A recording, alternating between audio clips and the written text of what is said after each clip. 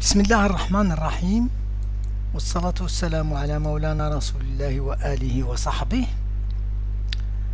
Je continue donc cette série d'exercices de thermodynamique 2.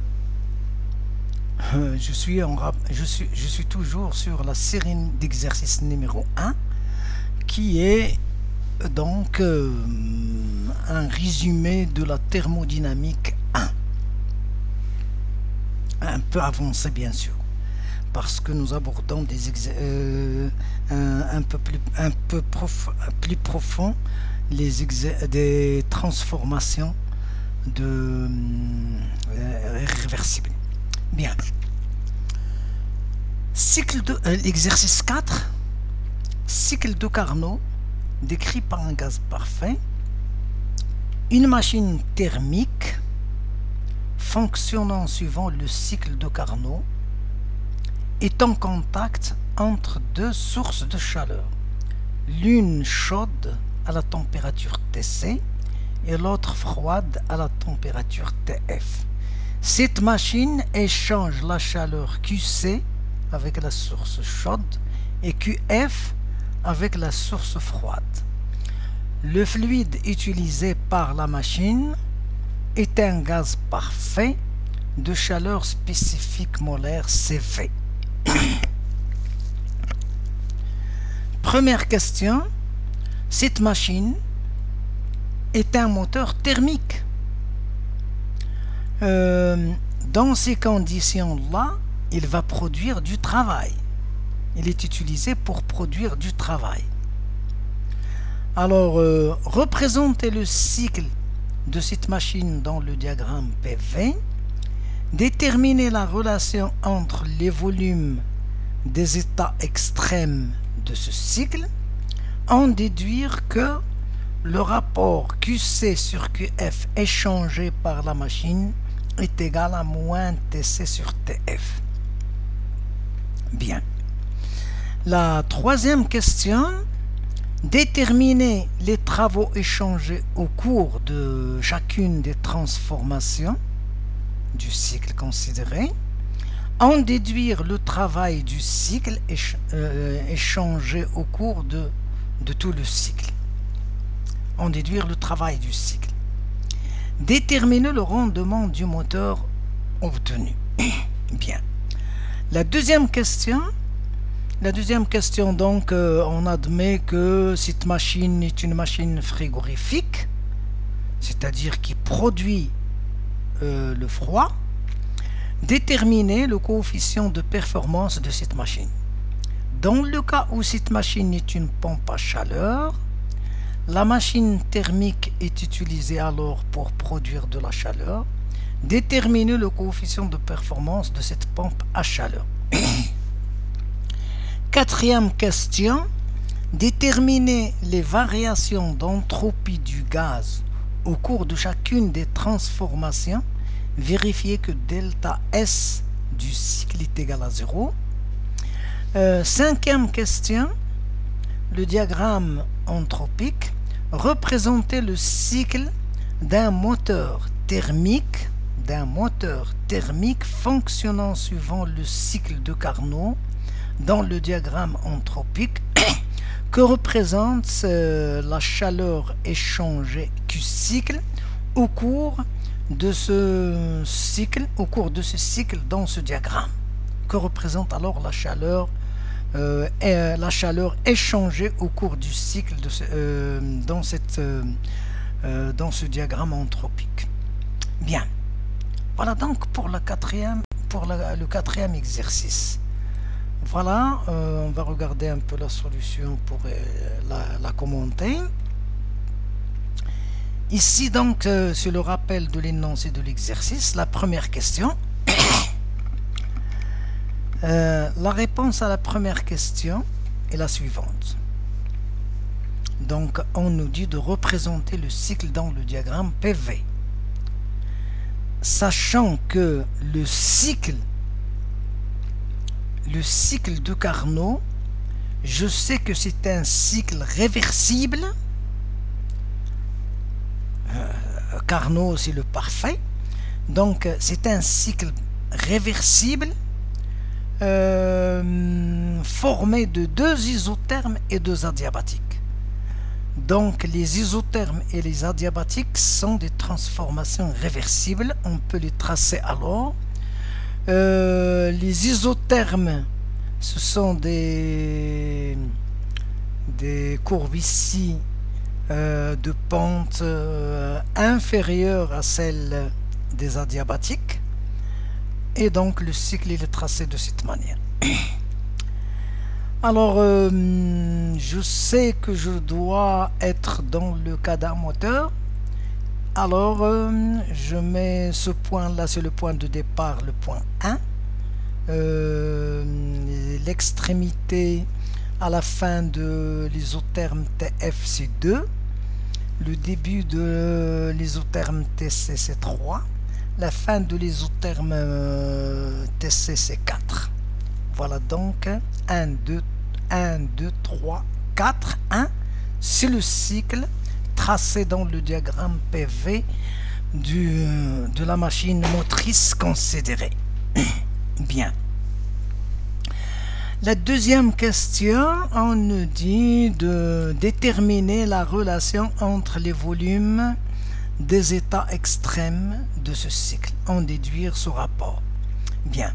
Alors, je sais que pour les transformations adiabatiques réversibles qui sont des isentropiques, alors j'ai le produit PV à la puissance gamma égale constante. Le produit PV à la puissance gamma égale constante peut être transformé en TV à la puissance gamma moins 1 est une constante. Alors j'utilise alors les variables T et V et je dis alors que T2 V2 à la puissance gamma moins 1 est égal à T3 V3 à la puissance gamma moins 1, c'est-à-dire que j'ai considéré cet état diabatique là, cette isentropie là, entre 2 et 3. Je sais qu'entre 2 et 3, j'ai toujours le produit TV à la puissance gamma moins 1 est une constante. Donc je l'applique au point 2 et j'obtiens donc cette relation.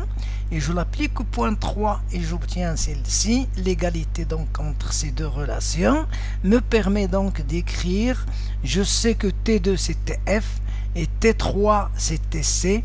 Donc le rapport TF sur TC est égal à V3 à la puissance gamma moins 1 sur V2 à la puissance gamma moins 1. Je laisse ça ici et je reprends la diabatique de 4 à 1. Et je fais la même chose. Au sommet ici 4, j'ai T4 V4 à la puissance gamma moins 1. Au point 1, c'est T1 V1 à la puissance gamma moins 1. L'égalité entre ces deux termes me permet donc d'écrire TF sur TC est égal à V4 à la puissance gamma moins 1 sur V1 à la puissance gamma moins 1. Donc j'ai ce rapport TF sur TC exprimé en fonction de V1 et V4, ou bien exprimé entre V3 et V2. Donc, égalité entre ces deux quantités me permet donc d'enlever l'exposant pour les volumes et de trouver que V4 sur V1 est égal à V3 sur V2. Très bien. Maintenant, la chaleur échangée entre 1 et 2. Entre les chaleurs échangées ici, entre 2 et 3, c'est 0. Entre 4 et 1, c'est 0. C'est des transformations adiabatiques. Entre 1 et 2, c'est une isotherme. Et entre 3 et 4, c'est une autre isotherme. Donc, la chaleur d'une isotherme d'un gaz parfait est égale au travail. Donc, est égal à moins le travail. Donc, j'ai ici, je peux écrire directement que QF est égal à moins NRTF, Ln de V2 sur V1. Et l'isotherme 3, 4, il va me donner donc QC est égal à NRTC, Ln de V1 sur V3. Ah! Je me suis trompé peut-être ici, parce que entre 3 et 4, je dois avoir ici V4. là, c'est V4 sur V3. V4 sur V3. Très bien. Donc, il y a une erreur ici à corriger. Ce qui permet donc d'écrire que QC sur QF, QC sur QF est égal à cette expression divisée par celle-ci. Le NR va se simplifier. Il reste alors TC sur TF et le rapport LN de V4 sur V3 divisé par Ln de V2 sur V1. Regardez bien s'il vous plaît. D'après cette égalité là, je sais remplacer, je sais mettre par exemple ici V2 sur V1 est égal, V2 sur V1 est égal à V3 sur V4. Parce que le produit V2 fois V4 est égal à V1 sur V3, ce qui permet donc de faire l'interchange et de voir que ces volumes, le NN de ces volumes ici, donc c'est 4. Alors on va donner ce résultat-là. Très bien. Donc voilà une erreur à noter et à corriger dans le manuscrit. Troisième question. Déterminer les travaux échangés au cours de chacune des transformations, en déduire le travail du cycle. Bien. Alors, l'isotherme, donc, 1,2, W1,2 est égal à moins NRTF Ln de V2 sur V1. C'est déjà vu ici. Pour 3 et 4, j'ai commis toujours l'erreur ici parce que j'ai utilisé copier-coller, donc ici c'est V4. Donc W34 c'est moins NRTC Ln de V4 sur V3. Pour l'adiabatique de 3, W23 est égal à NCVTC moins TF. Pour l'adiabatique de 4 à 1, W41 est égal à moins NCV moins NCV TC moins TF. Bien, donc voilà pour le travail des adiabatiques. Pour le cycle, je dois faire donc la somme des travaux échangés au cours des 4 transformations. Alors W cycle, c'est la somme des travaux échangés au cours de chacune des transformations. Ici, I égale 1 jusqu'à 4. On a 4 transformations, des isothermes et des adiabatiques.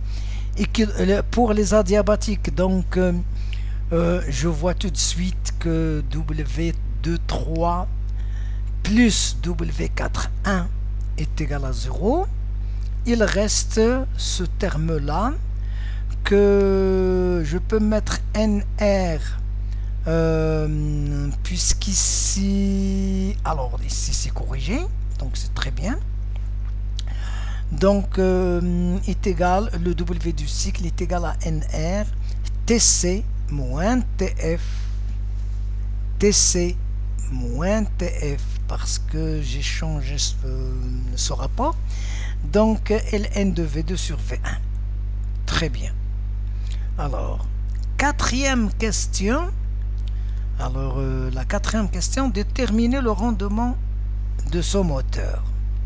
Le rendement du moteur est égal au travail du cycle divisé par la somme des chaleurs positives ou échangées au cours du cycle. Alors ici, je n'ai qu'une seule chaleur qui est positive, c'est cette chaleur-là.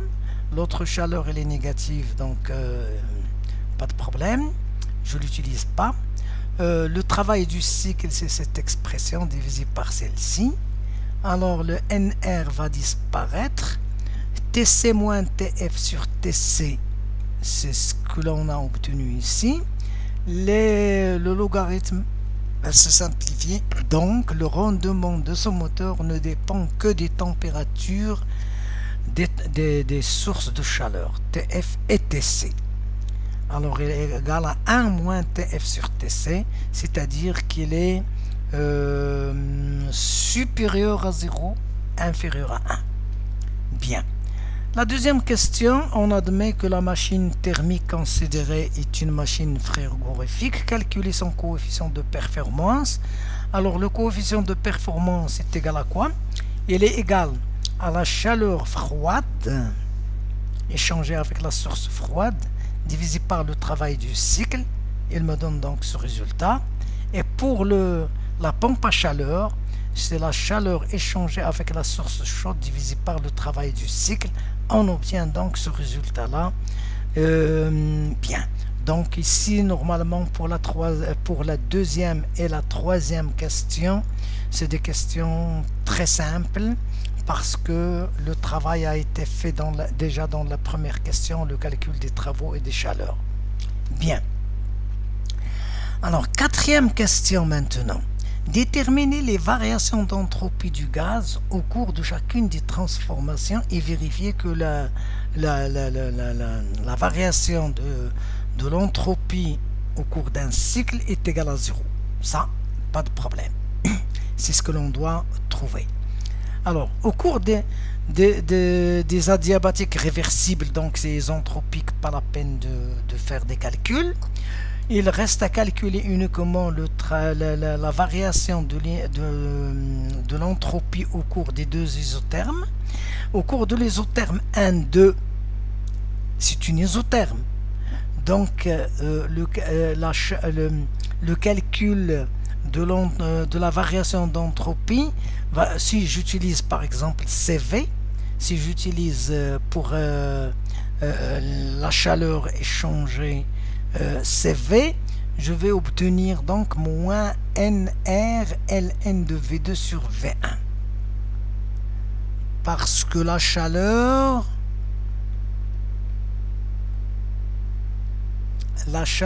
échangée, alors je pense ici, j'espère, je dois avoir ici plus. Il y a une erreur ici, donc je dois avoir plus. Pour l'isotherme 3, 4, on va trouver aussi encore plus. Donc c'est NRLN de V1 sur V2 dans tous les cas, même si... Ouh là là, j'ai ici V1 sur V. Alors ce V1 normalement, ça doit être de 3 à 4. Donc ici c'est 4, c'est V4 sur V3. Donc j'ai encore une erreur ici. Donc il y a probablement une erreur de signe et là sûrement une erreur d'indice. Alors pour les adiabatiques, on a dit il n'y a pas de variation d'entropie, c'est isentropique. La variation d'entropie du cycle, donc c'est la somme de celle-ci plus l'autre, ce qui donne 0 automatiquement. Alors la cinquième question, diagramme entropique, c'est le diagramme ST. Voilà les isothermes. L'isotherme de 1 à 2 et de 3 à 4. Et de 2 à 3, c'est une adiabatique réversible. Donc c'est une isentropique.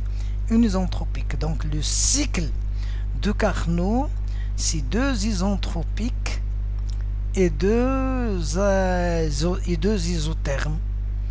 Et je vois ici que je peux obtenir la chaleur échangée à l'aide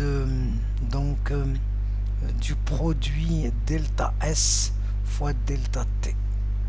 C'est-à-dire que la chaleur échangée représente l'aire du rectangle ici présent.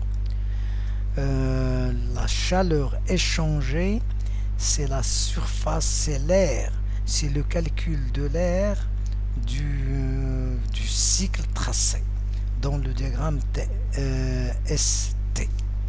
Je vous remercie. Wassalamu alaikum wa rahmatullah.